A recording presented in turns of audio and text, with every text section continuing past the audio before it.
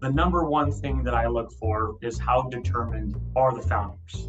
Second thing we look for is the ability to hire A++ talent. And then the third thing, because I've seen this mistake get made, is what is the obsession of delivering incredible value to the customer, especially the early days? What are the unscalable things that founders are willing to do to make their customer successful? You're listening to What Fuels You, where we deep dive with CEOs, entrepreneurs, and business leaders to learn more about their stories and uncover nuggets of wisdom we can all use. I'm your host, Shauna Swerland, CEO of Fuel Talent, an award-winning recruiting firm based in Seattle.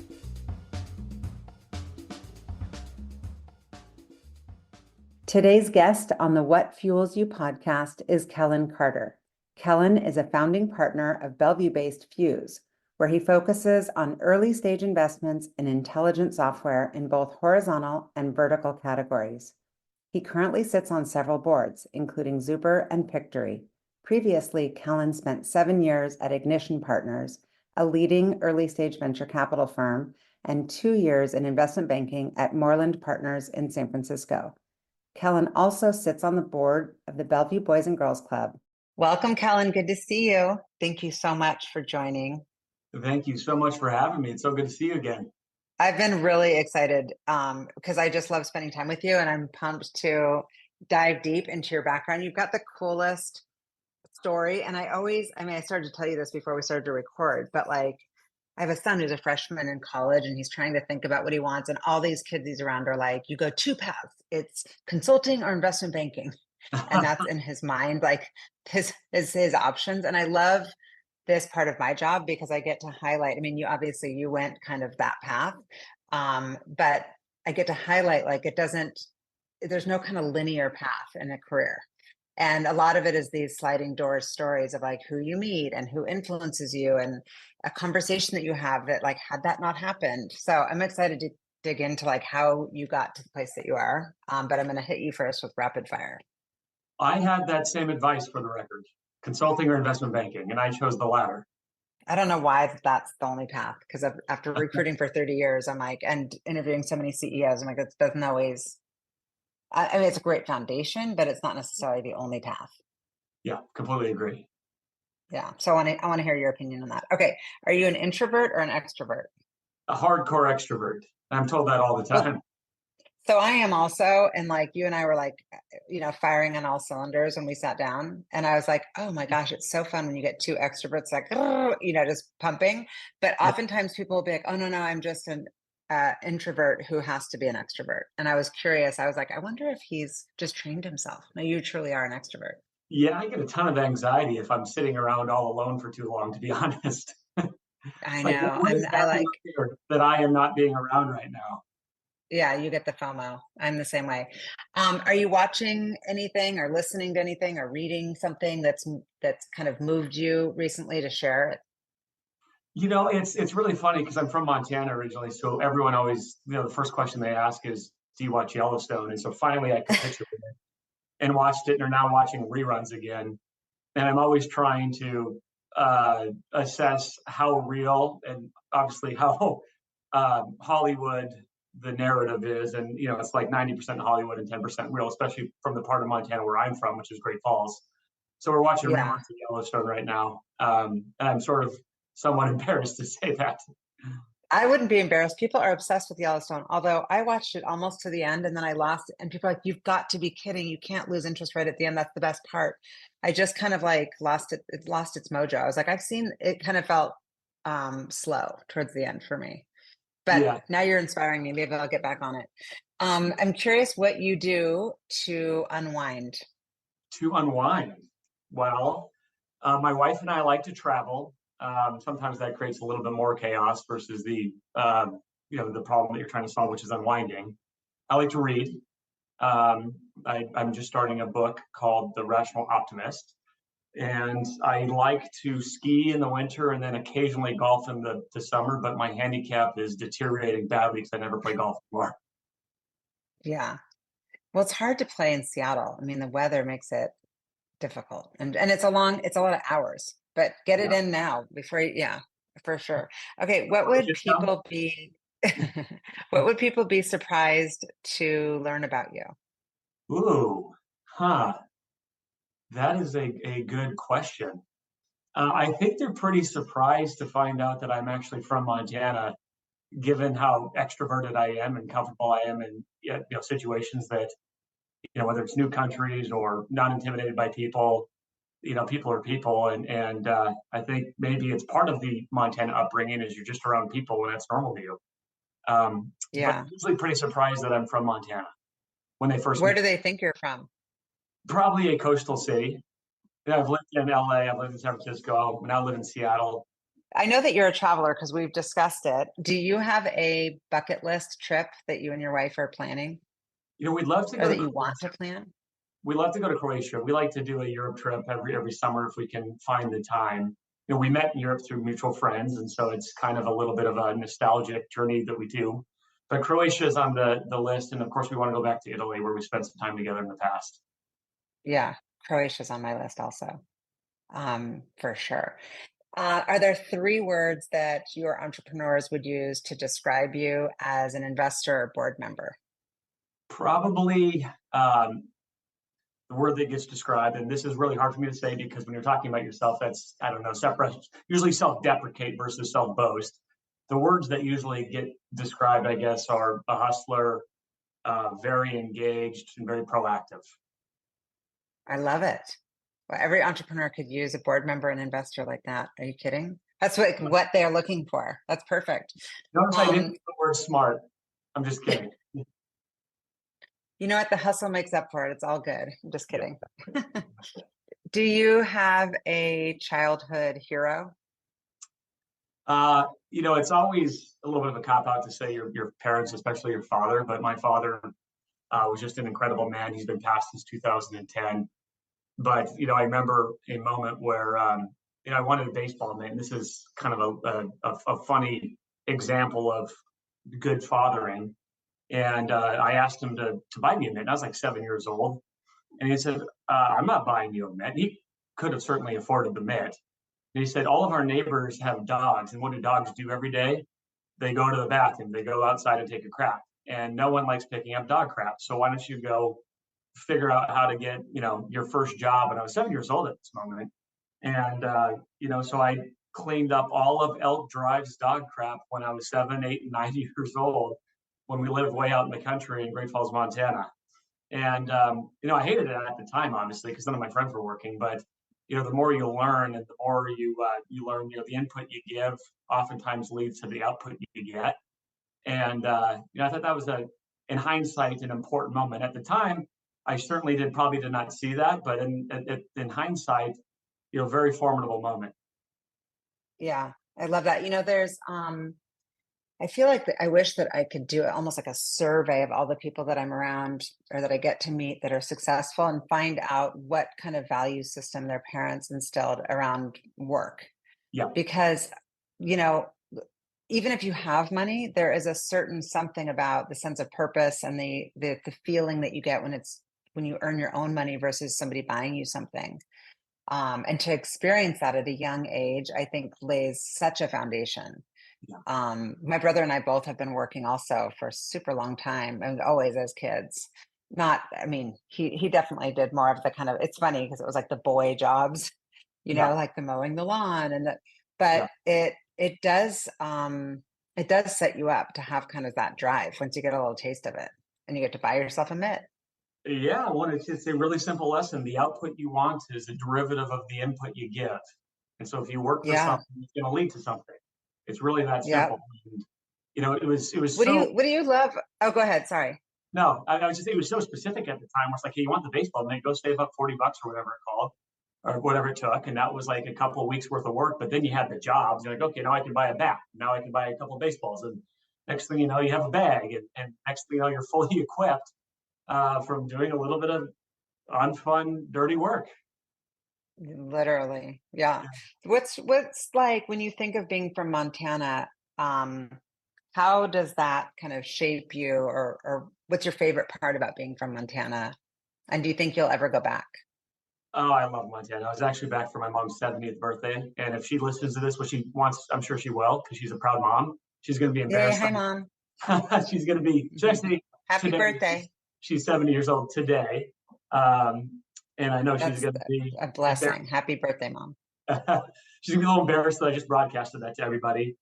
But it's one of those states that, if you look around the US, it's one of like three states that people are really proud to say that they're from. And I'm super proud. You've heard me already bring it up, I don't know how many times in this discussion of how proud I am to be from Montana. And there's just something beautiful about the simplicity of life there.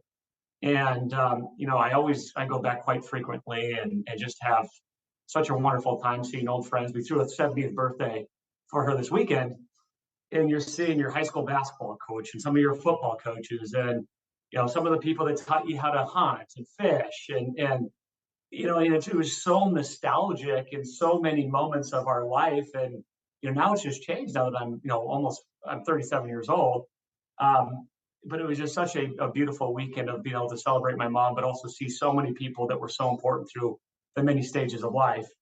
And so I love the people, I love the work ethic, I love the value system, I love the focus on family. And I think a lot of those values have carried forward to the life I want to build with Nicole and raising a family here in the broader Seattle area. And I encourage everyone to go there. The one thing I tell a lot of people is don't have California plans when you go there.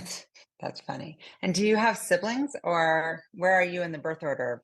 I am the oldest. My sister, and credit to her, she helped give me my first job at KPMG right after the GFC. She's back in Great Falls, and she's remodeling a house right now. And then my brother lives in Austin and kind of splits time between the good weather in Austin in the winter and then the good weather in Montana in the summer. And he's only 30 years old, so he's kind of figured life out. And he's Oh my gosh. He literally, I need a page from that playbook. yeah, start your own company and be a fractional CFO for biotech companies and do a good job because they'll keep retaining you. That's what my brother figured out quickly. Oh my gosh. Well, and he's got time, because it sounds like he doesn't have like wife and kids and the whole nine. And once your kids get settled, that's what really like anchors you. So that's awesome that he's doing that. I mean, I guess he could do that. He could even do that when the kids are in school. That's amazing. So were you like a good student? Were you kind of into academics? It sounds like you were an athlete. I played football, basketball, and track. A lot of people, okay, here's the thing that surprises people the most. I was the high school Montana slam dunk champ. And, you can't, it's hard to size you up over a Zoom. And people doubt it when they see me in person too. I get that all the time, but that's one of the surprising fun facts. Then I ran track for 1 year in college where I high jumped, only 1 year.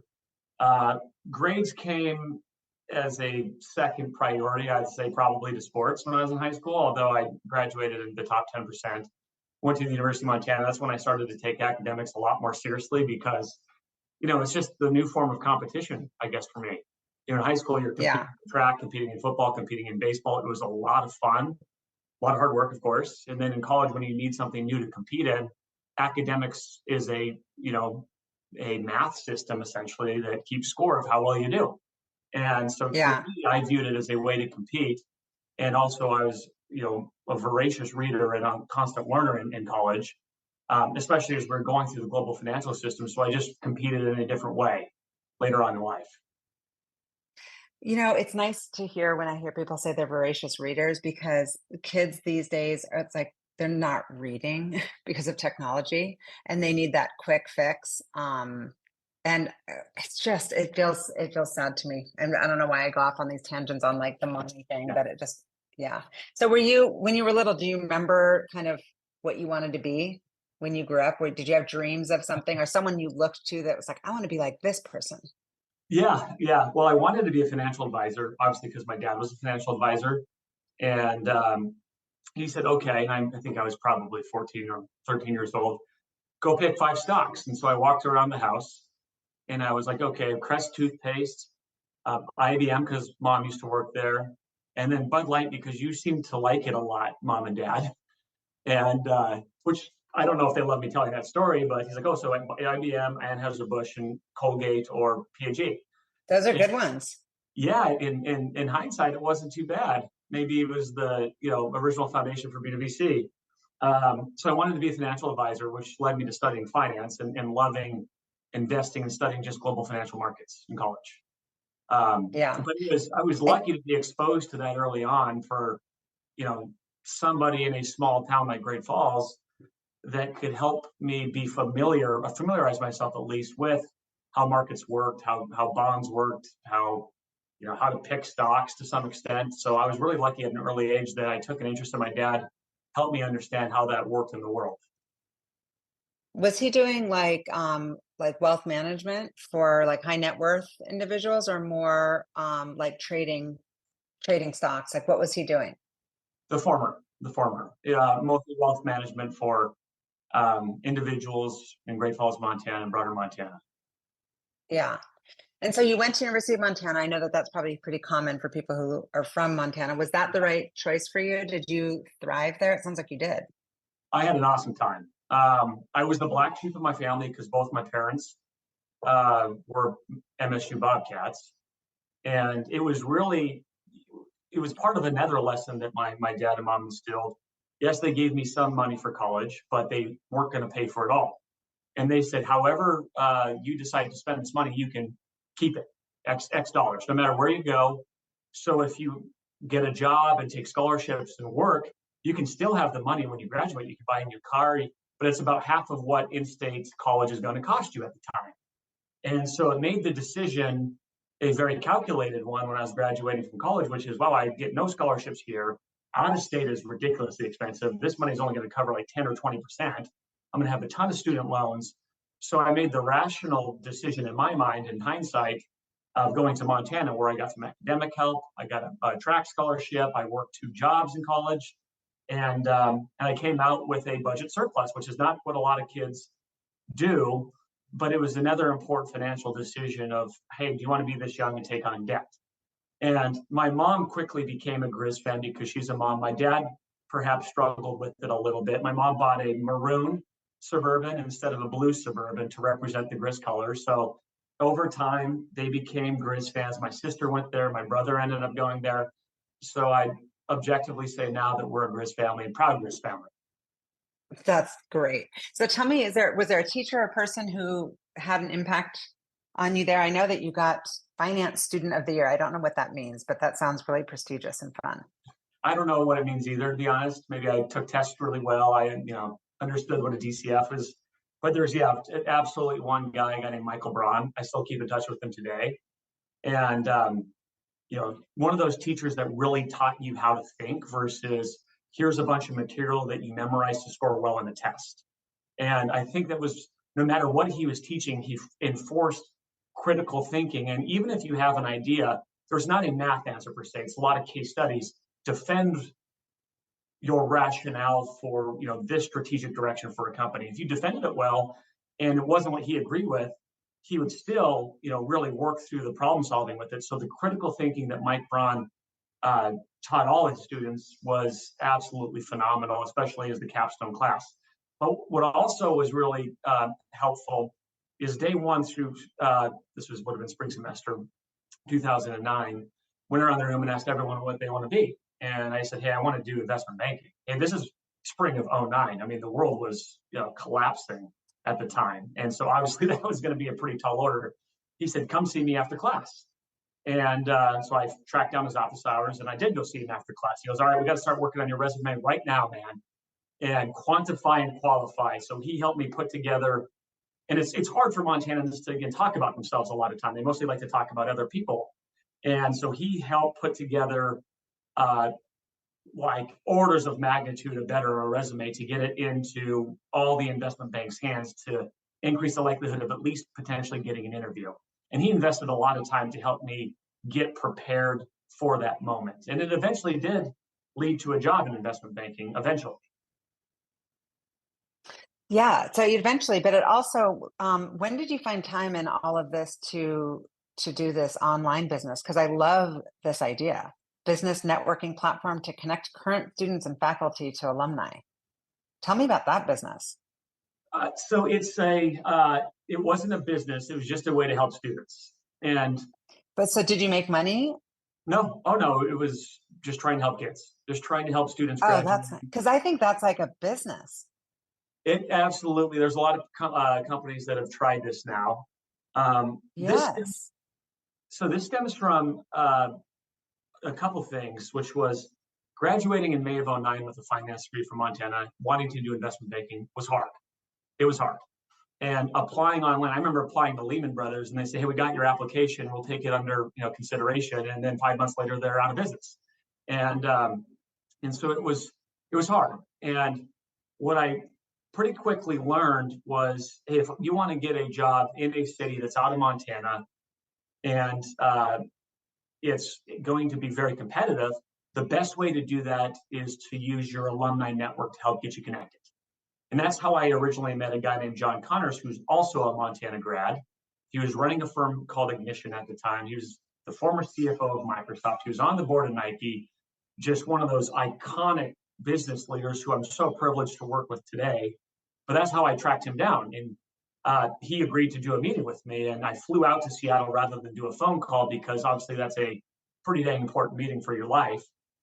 And what that moment told me then is, wow, how can we engage the alumni more to help students find more competitive jobs in urban areas, not in Montana, but in urban areas. So we engaged a lot of the students that were my age, a year older, a year younger, mainly to help with consulting jobs, help with investment banking jobs. We probably got 10 or 15 kids placed into companies that would have been really competitive and not on anyone's radar.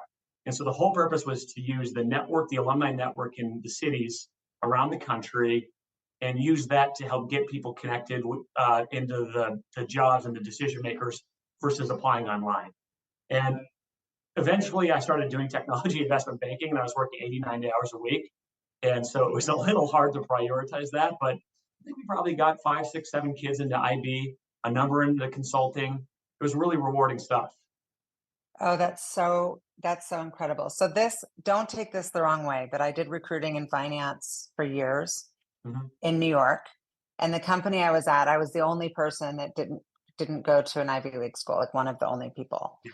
And I just found that industry to be so pedigree focused on where you went to school. And obviously I went to University of Washington, you went to University of Montana, like great schools, but they're like, where? Who? Like, at least my experience when I was in New York. And I'm curious if that was your experience. And I also don't want to forget to ask you this, because you need to tell me exactly what you wrote to John and how you got that meeting. Yeah.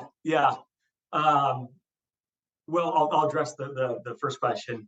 I mean, I've been in so many private equity interviews, growth equity, VC, and you're sitting around the room, you're at a super day, and it's like Stanford, Wharton, Harvard, Montana, and everyone looks at you funny, like, wait, what job are you interviewing for here on the firms that are pedigree focused? And I found that if you're talking to somebody that went to a state school and then still did super well, that did not go to the Ivies, that went or did not go to an elite Pac-12, and they've still done really well, they want to help. They generally want to help. 100%. And they will take a bet on a super ambitious, aggressive kid. And a lot of the big banks, I've heard in the past, I don't know how this is playing out today, but they said, a lot of times we've actually had more success hiring the top performers at the non-Ivy League schools, at normal state schools. 100%. Remember Ace Greenberg from Bear Stearns? Oh, yeah. He was the chairman of Bear Stearns. And so he had a saying, and I can't remember, he said, I don't care about an MBA. I care about, and he had his own acronym, but it was basically like hungry. It basically was saying exactly. And that's who he gravitated towards hiring. Yeah, exactly. And I think if they're super ambitious, they can perform in any high pressure environment. And there's no sense of entitlement. That's a really important point when hiring analysts and associate at banks or at big consulting firms, is there's not the sense of entitlement. There might even be a sense of inferiority, which is I got to out hustle or outwork a lot of these people to justify my existence here. And I think that can be perhaps unhealthy, but incredibly useful for your career and for the company that you're working for. Yeah, I love it. I'm glad to hear you say that. I find it very refreshing. It doesn't exist as much here in Seattle, but even, placing people into tech roles when some engineering leaders, are like, hey, we want Carnegie Mellon CS degree. Others are like, I want curious people who want to break things and, Yeah. are just here to have strong aptitude for learning and curiosity. It's a certain mentality around recruiting. Yeah, I was curious about that. Okay, tell me what you said in the John message. Well, it went to his junk folder, so I'm surprised he found it. And it came not from my Gmail, it came from my UMT email. And it's kind of funny because I went to go, John ended up marrying me and my wife this last summer, which was super special because he's been like a father to me since 2010.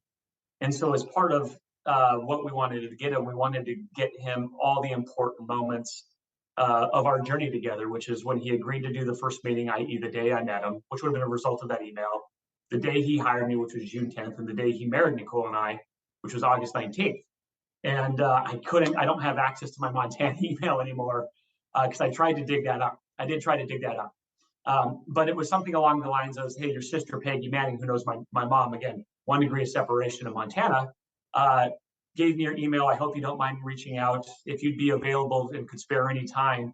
I'm also a Montana grad. I'm highly ambitious, and I'm really interested in a career in finance, starting with investment banking. Could you spare 30 minutes in the next couple of weeks? And I promise I'll come prepared. And he sends me a response back, says, hey, Kellan, sorry, this was in my junk folder. Would love to grab some time. Really excited to meet you. Copying Murray, who is his assistant at the time, to set up a call. And then this going back to my father having some really good life advice. He said, I don't care how much money you have in your bank account, you use it to fly out to Seattle, stay on one of your buddies' couches, and go meet that guy in person. So I did that. And that's great advice. Great advice. I'm a little embarrassed that I didn't think of myself. I was 22 and completely broke at the time, but also a really important life lesson of really demonstrating your urgency and your ambition with your actions. And I think that really showed well. With John, because here we are today founding FUSE together. Oh, yeah. Oh, I love it. So I want to get into FUSE, but walk me through like kind of the years leading up to it and how we even got here and what kind of training kind of put you in a position where you felt ready. Yeah. So I got my first job working for KPMG in the LA area, auditing asset-backed securities. So remind you, this is right in 2010, right after the global financial crisis. They were hiring lots of auditors. There was a lot of money to be made in auditing asset-backed securities. And my calculus was I want to work for a brand name firm. And I think a brand name firm, maybe I'll like it there, but maybe I won't. But it will help propel you to the thing that you might be more passionate about.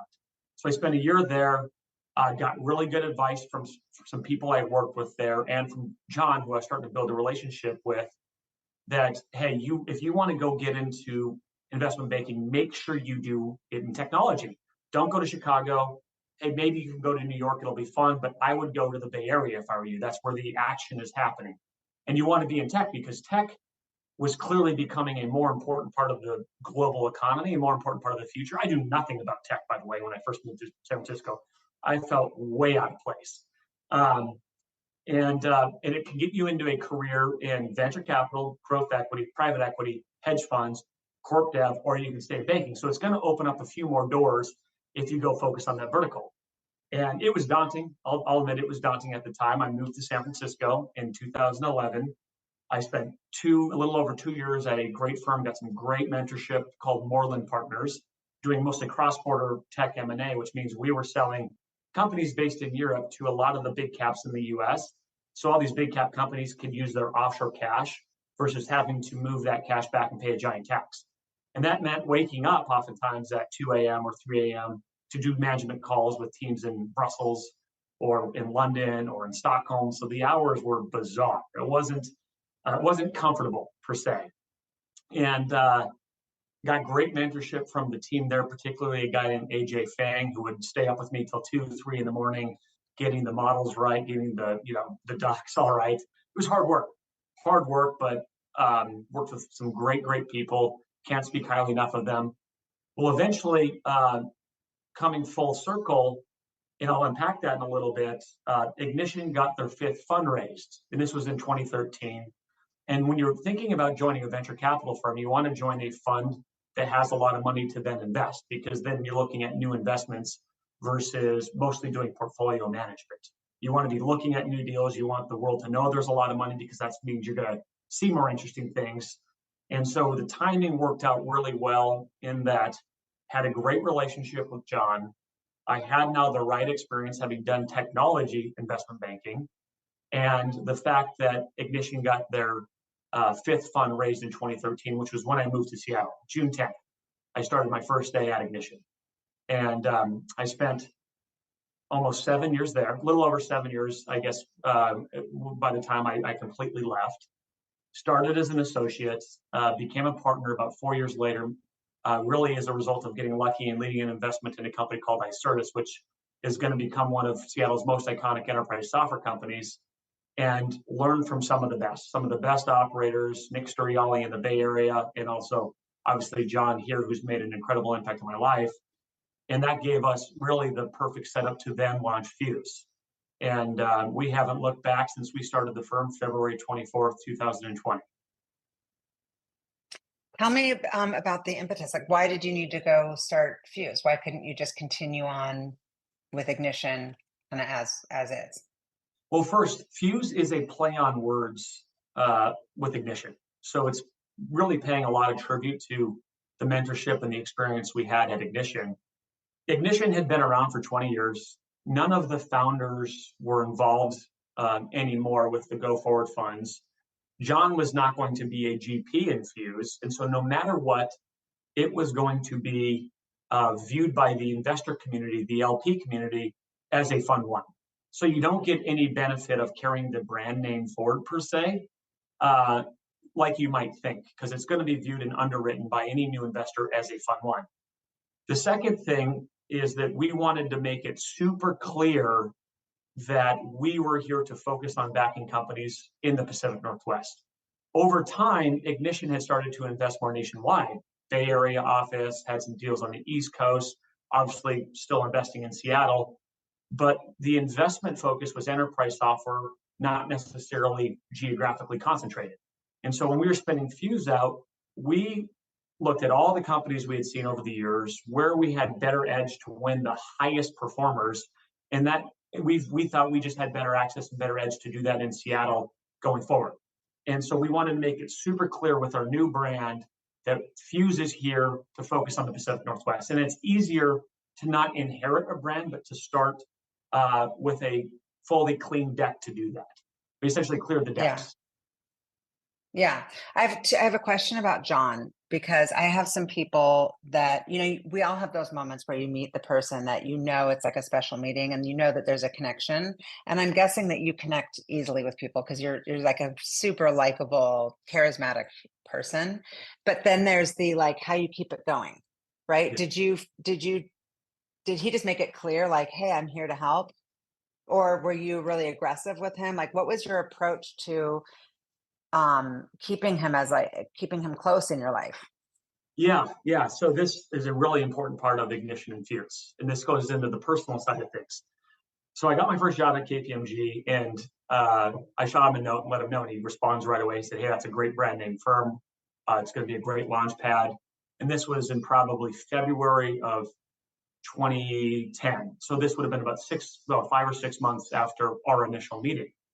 And so I'd say, "Hey, I'd love to keep in touch with you. What's the best way to do that?" And so we would exchange emails once a quarter, twice a year.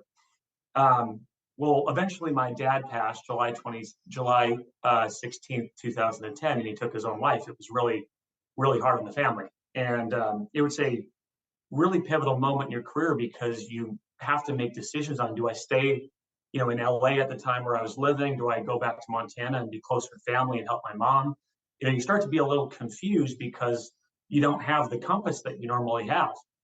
And I happened to be back in Montana a couple of times that summer, and I get a random email from John saying, "Hey, do you have a little time to connect?"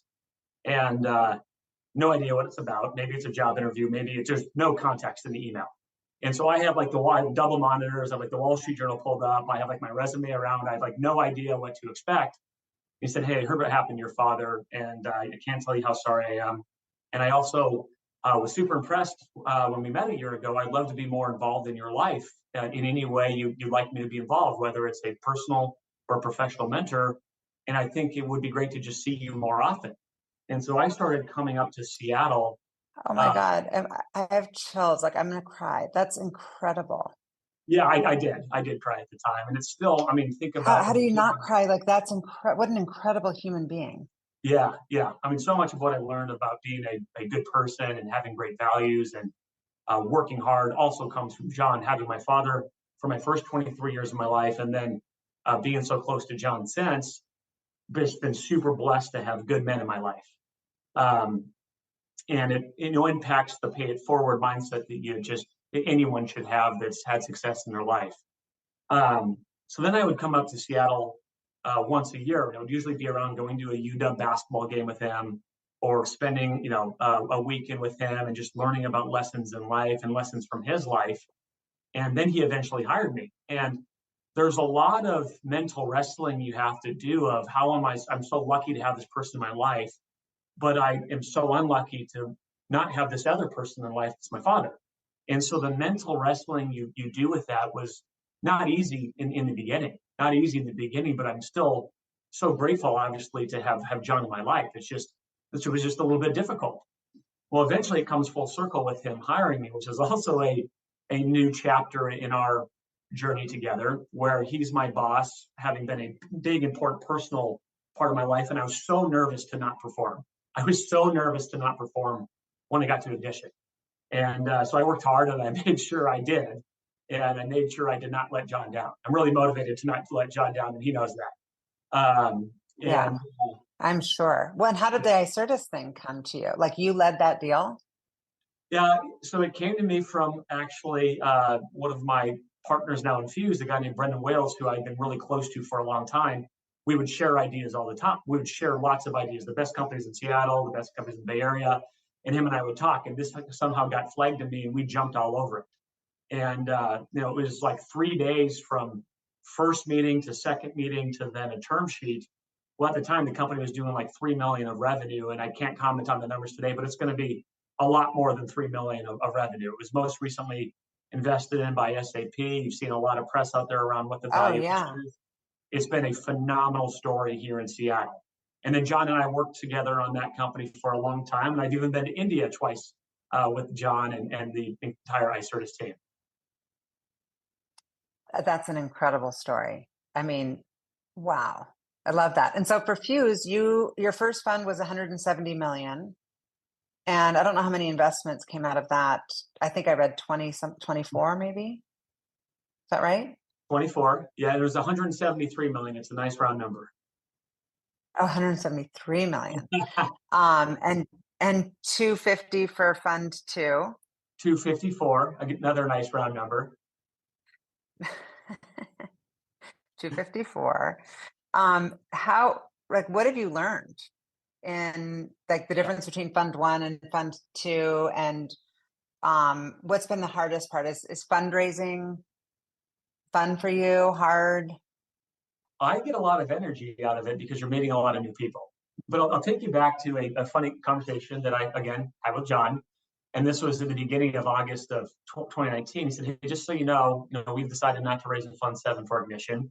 And that means this is your fork in the road. And if you want to go join another firm, I'll be your biggest reference and advocate. And if you want to start your own firm, I'll be involved, just not as a GP, involved however you want. And made the decision pretty easy. If you can have John involved in whatever you're starting, I mean, it's a no-brainer.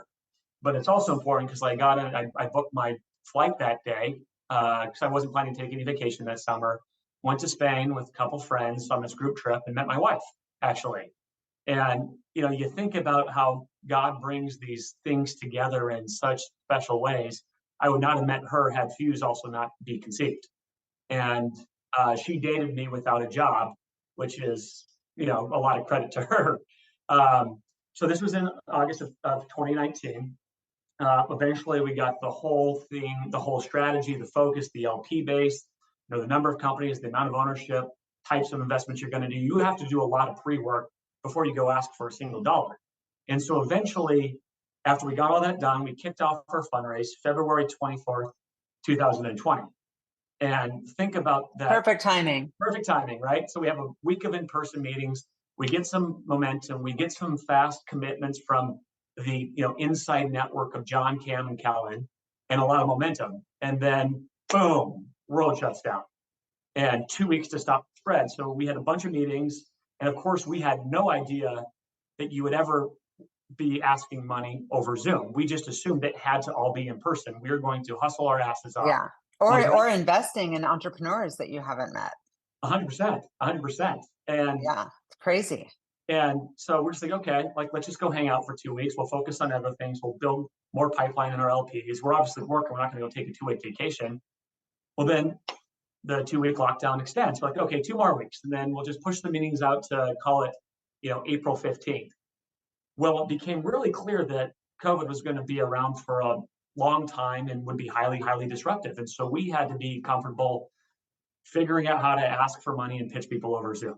And it was really uncomfortable in the beginning. But what we also made the decision was we were going to go back to the office in April of 2020, 5 days a week, all of our team, including John. So we've been in the office 5 days a week. And what I think it really did, Sean, is it set the tone for FUSE. Backs are against the wall. You're in a corner. You have no way out but forward and go, go, go. And no matter what, failing was not going to be an option. It was meetings from 6 a.m., talking to East Coast investors, all the way to 8 p.m., hosting dinners, then doing all the work of follow-ups, et cetera, on the diligence request till midnight, sleeping 4 hours, rinse, recycle, repeat.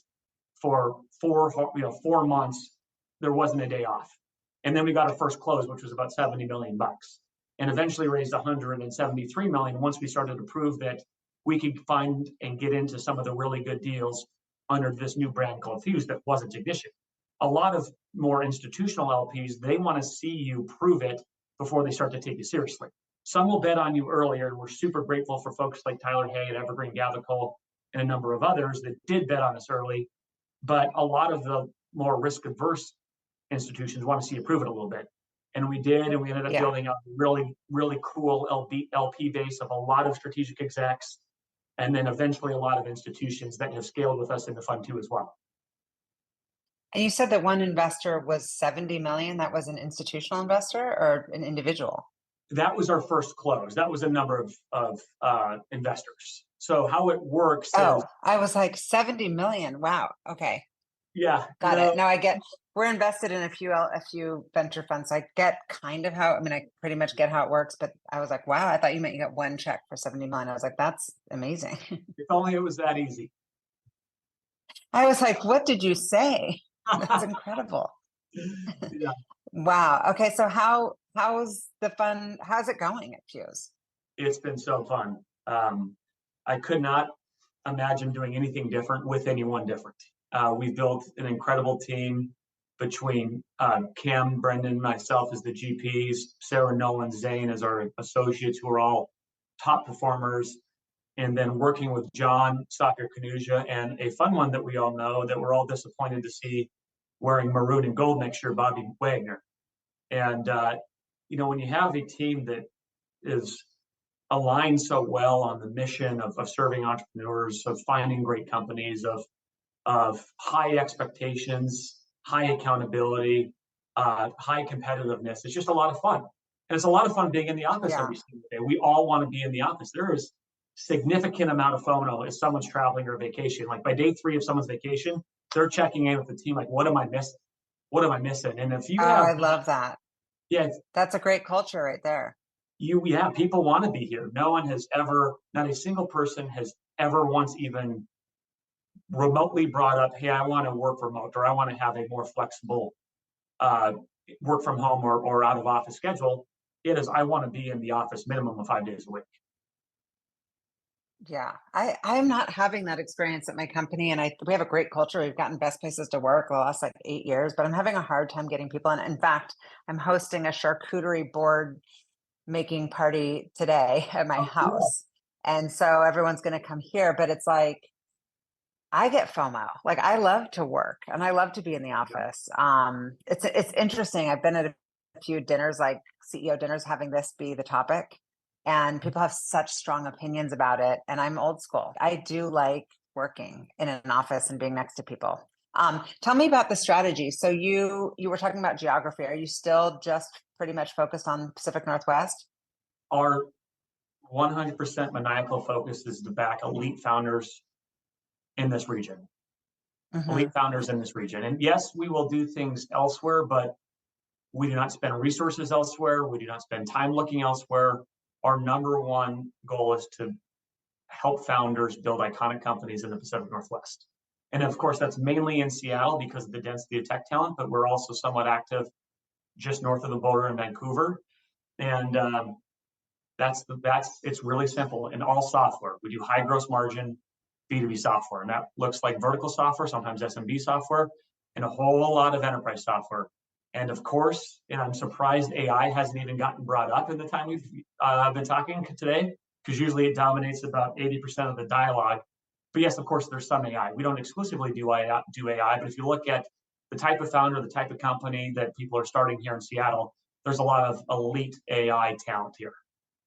Oh yeah, and it's only going to get more and more. It's a huge. We have a lot more clients that are focused on AI, and we're starting to do some AI advisory stuff. I mean, you have to get on board for sure. Yeah. I did read that Seattle was ranked number 10 in 2023 in global startup ecosystem rankings. I don't know if that's necessarily true. How do you view our startup scene here? From a relative perspective of like how it is today versus pre-COVID, and then how do you view it as it relates to comparing it to like New York, Boston, Bay Area, I think Denver? I think Seattle has a huge singular problem just across the board, which is marketing. Across the board, I think it's got a very weak muscle in marketing and positioning. If you look at the Bay Area, companies without a product, they have their 101 billboard, they're talking the big game. No matter what, it feels like the way that they talk about their company is that it's inevitable. No Yeah. matter what, it's inevitable, regardless if there's any meat on the bone or not. That's the way that they talk about the companies. I think the Northwest ethos here in Seattle is that here's exactly what I'm. It's all about humility and like being on the Yeah, down low. yes. And so I think just in general across the board, Seattle has one big problem, which is beating their chest and talking about why Seattle is the most important technology ecosystem in the world. And that might be a provocative statement, but is the cloud important? Yeah, it's enabled thousands and thousands of company creation across the world because now you can leverage Google, AWS, Microsoft Cloud, spin up a company in a matter of minutes, not having to buy a ton of server racks or rent them from a colo location. And so you can now start a company from around the world because Seattle exists and because cloud innovation exists. What that then leads to is all these companies are attracting the elite AI engineers from all over the world that are now coming to Seattle to work on some of these companies. And our bet is that because of that and the density of innovation here, the density of talent, it's going to lead to some of the smartest companies that we haven't even seen be created yet get started here because of the head start we have with cloud and with AI. And that story isn't getting told unless we're doing it like in an analog way with LPs on the East Coast. The only thing that they'd be reading about when we'd be going over there would be the Chaz or the Chop. The fact that that's what they think of Seattle or the fact that it rains quite a bit is not good for the recognition that this ecosystem deserves. Yeah. Very, very good point. Maybe they'll listen to this podcast. We'll just like blow it up everywhere. We'll send it to all of New York. Yeah, When exactly. you're looking at deal flow and you're looking at investment decisions, what guides those decisions for you personally? Is it your gut or data or a combo, or is it the team? Like, what is your kind of like, if it doesn't go through this filter, I'm not investing? First and foremost, the determination of the founders. And one of the most inspiring and fulfilling things is when you see founders that are that much more determined, which means they work that much harder and then the results follow. It's super inspiring and it's how it should be. And so the number one thing that I look for is how determined are the founders. Obviously, the markets have to be there, but great founders, determined founders will pivot and find great markets if the original idea is not landing. And so number one thing is the jockey. And I think that's more important right now because of the comment I made earlier, which is it's now easier to start a company than ever. And so you can spin up a company faster and cheaper than ever. You could build some product with AI, you can find early customers, and therefore you could have 100 companies get started in the exact same category because of the AI tooling. Well, the amount of noise that that creates is really hard to sift through. And so now the indexing towards the quality of the founder is that much more important in a world that is that much noisier with the volume of companies getting started. Second thing we look for is the ability to hire A++ talent. Everyone knows the saying, A players hire A players and B players hire C players. There's not a lot of data oftentimes at the stage that we're investing at the pre-seed, seed, and Series A. But what data is available is what is the quality of the people that this person's attracting. And if you attract really elite people, it starts to compound on themselves. Of course, you attract more elite people. Those elite people can then do a better job building product and selling product. It really compounds. And then the third thing, because I've seen this mistake get made, is what is the obsession of delivering incredible value to the customer, especially the early days? What are the unscalable things that founders are willing to do to make their customer successful? Because oftentimes these enterprises or customers are taking bets on the promises that a CEO is making, not necessarily the maturity of the product yet, because it's so dang early. And so what is that maniacal customer obsession? And a funny story is the founder of Zuper, Anand Subaraj, phenomenal founder, checks every single box, went to India this year, went to Chennai to meet a bunch of their team. And what I learned there is there's this person called, I think it's Ava. And well, Ava is Anand's alter ego. And what Ava would do is do all the customer demos and all the implementations himself to stay close to the customer, but he didn't want the customers thinking it was the CEO. So he created this alter ego named Ava to stay that much closer to the customer. What are the issues? What are the problems from an individual contributor's perspective? And all these customers kept asking to take him out to dinner or show his face or to That's brilliant. And he kept having, he kept having to say, obviously, oh no, I'm sorry, Ava's not available. I'm really, really sorry. Oh, Ava's gone again, or Ava's gone again. He kept having to kick the can down the road. So finally, the dirty little secret came out that Ava is Anand. And I hope I didn't just blow his cover to all the customers. Oh, I think it's great. I can't wait to meet him. Yeah. I feel like other entrepreneurs could learn, from these types of stories. Are there other stories or memories that you have of companies along the way that you're like, there's so many incredible people who are so creative. Yeah. And I feel like it's great if there's any entrepreneur that's listening or any young person that's listening to, I'm literally obsessed with so many things that you're saying. It's like soundbite after soundbite of like, yes. And I'm going to make my son and I'm going to make my kids listen to this because they don't listen to me. And everything you're saying is like stuff that people need to know and need to learn. And you're saving people time by just thinking like how to show up. Are there other examples of successful entrepreneurs or creative ways of staying close to the customer or learning? So there's two other fun stories. So when I went to visit Zuper and Chennai this year, I love going to India. I've been there now 3 times. We're super bullish on the India innovation community. And they're giving me a tour of the office. I'm like, what are all these beds doing in this conference room? Like, well, people are working so hard here. They want to be here. They needed a place to sleep for a few hours at night versus drive home. So a lot of people are working 20 hours a day, 6 days a week to make this company be successful. And they're so grateful to be here. We don't lose these people. They want to be doing this. I'm like, oh my God. Like, I would never have thought I would have seen bunk beds in any company's office ever. And so then I asked a couple of the founders, I said, well, how many hours of sleep are you getting? Or how many hours a day are you working? And Karthik, one of the co-founders in India, said, it's not about the hours a day that we're working. We love it. We're working, we're so aligned.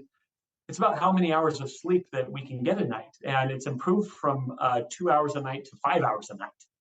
And just another data point of the determination of what it takes to build a company like Zuper.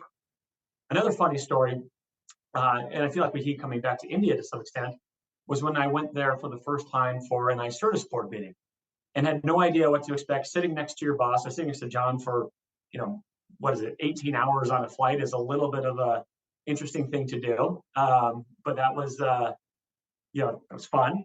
But I remember Samir Bodis was delivering the town hall speech, and he's talking about John and why they selected John to be on the board versus all the other options, and how excited they were to have Ignition and Kellan and John to be involved going forward. But he said, "Do you know the number one reason why we chose Ignition, John, Kellan to be our next partners in our journey together?" And the entire town hall erupted and said, "Because Forte." Well, what is Forte? Forte is their value system it's their guiding principles of how they treat their investors, their customers, their team. Every single stakeholder is guided by this guiding principle called Forte. And the fact that I still talk about it today shows what an impact that it made on me, but also I'm sure the community and the entire team there. And it stands for fairness, openness, respect, teamwork, and execution. But every hard decision, I want to steal it. I love it. It's so good. It's so good. But It's so good. Every hard decision is guided by their principles.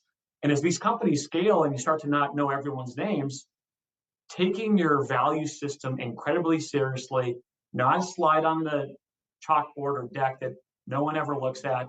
It's in every deck that they ever have. It's in every deck that we now have with FUSE, with our value system of Ready. It was also a very formative moment of how culture and foundational principles, first principles, matter when you're building a business. So tell me about yours. You said Ready? Ready, READI. And okay, so what does that stand for? Relentless, which is similar to obviously determination, engaged, accountable, dedicated, integrity. I love that. Yeah, the whole purpose is to work really hard, be accountable to your founders and your investors, and do this job with integrity. And yes. And so when you're giving advice, Kellan, to potential entrepreneurs, what would you say as far as, pretend that somebody comes to you and they've got an idea and you believe in them, they've got the determination, they've got the grit, they've got the hunger, you believe in this person, they're kind of a killer and they've got a great idea. What are the steps that you recommend them taking as far as fundraising? Like what's the great process there, and building a team? First advice is don't talk to any other investors, just talk to FUSE. Yeah. Great advice. There's the moment when you see it, it's hard to explain. The hair on the back of your neck stands up. It's not like when you see that X factor from an entrepreneur, when their ability to articulate a future state and how their role in it is only inevitable. It's only inevitable. And the clarity that they can do that in gets you so excited to be part of the journey, especially when the ambition's there as well. And so if we do see that, we get to work fast, and I think a really important part of that is we don't want to be in that moment where this is the first time we're meeting that founder. We like to meet founders day one, maybe even before they're starting a company. We've known founders for 8 years before we invested in their company. We've known founders for 4 or 5 years before we invested in their company. I've known Kabir Shahani since 2013, by the time we invested in his third business, which is Avant. And so these relationships compound over time to where when you're making an investment decision, it's a result of 8 years of previous work of building trust with each other. But then that moment of when it makes time to make the decision and the hair on the back of your neck is standing up, we get to work fast, especially if there's a prior existing relationship there. The last thing we want to do is give them a shot to jump on the Nerdbird, which is the 6 a.m. Alaska flight down to the Bay Area to do the Sandhill Roads.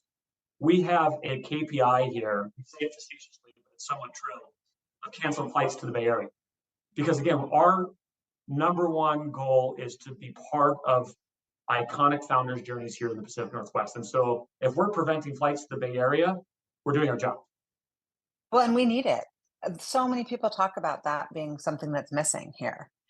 Yeah. Is more capital being put to work from companies who believe in this region. And there's so many reasons to believe in this region. So I think it's great that you're sticking with it. And so you say like you would build a long-term relationship. And what if you didn't have a long-term relationship? Like somebody moved here from San Francisco because they believed it was a better place to build a company. What's your due diligence process to kind of like, I got to get the scoop on this person? Yeah. Usually call ex-employees of the company that they were previously at. That's a really easy thing to do. it's pretty easy to due You just diligence. pick it up and pick up the phone and cold call? Yeah, yeah, of course. You got to kind of track them down first and get their contact info. We have a lot of LPs. A big part of our edge and value add to founders is we have a network of about 500 LPs that includes C-level execs at every single company in the Pacific Northwest and the broader Pacific Northwest, and a lot of them in the Bay Area as well. And so that might range from all the tech companies, obviously, the healthcare companies, the retail companies. We can get the G2 on somebody pretty dang quickly, but we can also help accelerate your business really quickly with our LP network in the form of customers and talent recruiting. And so we try to bring, when we do make a decision, when we've done our vetting, we've done our customer calls, we've done our market checks, we've done our, of course, founder reference calls, most important thing. We bring that network and show you that network as a founder that, hey, we talk about it, of course, but we also show you. We also show you. Yeah. Interesting. And so beyond like obviously financial returns, what type of impact are you hoping to make through investing and through working closely with entrepreneurs? I hope that FUSE plays a role in making the Seattle area the most attractive place to start a company. And that FUSE is the go-to partner, both from a fulfilling and joyous journey as an investor, but also someone that's going to hold you accountable, that someone's going to give you clarity if things aren't working, that someone's going to raise the bar when things are going well and build you up when things aren't. And, Yeah. it's really hard to do. And can be an emotional business. As a founder of a firm now, the highs are high, the lows are low. And they're, Yes. or an order of magnitude more than if you are working for somebody else. And so if you have that internal perspective as a founder and working with founders, I think you know how to do that a little bit more and can be a little bit more empathetic. There's not very many GPs that can write $10 million Series A checks that are founders of their own firms. I would look at all the Bay Area firms, look at the New York firms. There's just not very many founders that are the ones sitting on your boards. And I think that's a way different dynamic as we look to partner with founders and help build companies because we are just that, founders. Yeah. Speaking of boards, you're on so many boards. Like I feel like you're like triplets. Like, how do you have time for all this? Poor Nicole. Like, seriously, how many boards are you on, and what do you see the role being of a board member? Like, you kind of touched on it a little bit, but if somebody is looking at FUSE versus other firms and they're thinking of a long-term relationship, Yeah. if you're giving advice to an entrepreneur, what makes a good board member? So we talked a little bit about our evaluation process. I'd encourage founders to do just as much due diligence on their investor and board member because it's next to impossible to fire an investor and a board member. And so there's just got to be a ton of mutual trust because there are a lot of protective provisions, governance, control that investors do have. And so it isn't a one-way street. It is very much a two-way street of building that trust and relationship and dynamic because there can be a lot of destruction created by bad apples in the investment world. And we have the NFW list out there of people we don't want to work with, other investors. We have people that we love to work with more and more, of course. And so I think just want to make that comment that founders, no matter who you're talking to as an investor, if you are looking at, joining arms and working together for more than 10 years, do just as much work on that firm and that particular partner that's going to sit on your board. I'm actually, what am I on, 6 boards now? We have a ceiling here at FUSE that the GPs won't be on more than 8. And we do hold true to that. So that means a lot of companies eventually sell. I don't self-actualize by sitting on boards. You can make just as much of an impact by not sitting on boards. And the reality is the real board meeting often happens the dinner before the formal board meeting, where you're having dinner with the founder. You're actually uncovering and unpacking what's really on the founder's mind. There's a little bit more of a transparent, trusted dynamic there because there's not 12 other people in the room. So you get to the root cause of things that are really causing the founder anxiety, and then you work to solve those. And you can help be a major advocate for driving the agenda forward as part of the formal board meeting when you have that trust.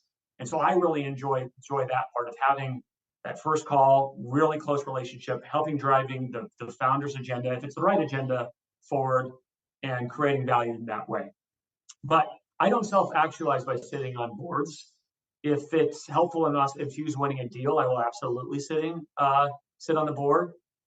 John will be sitting on boards. I don't know a single founder in the world that wouldn't want John on their board. So there might be a roll up. Absolutely.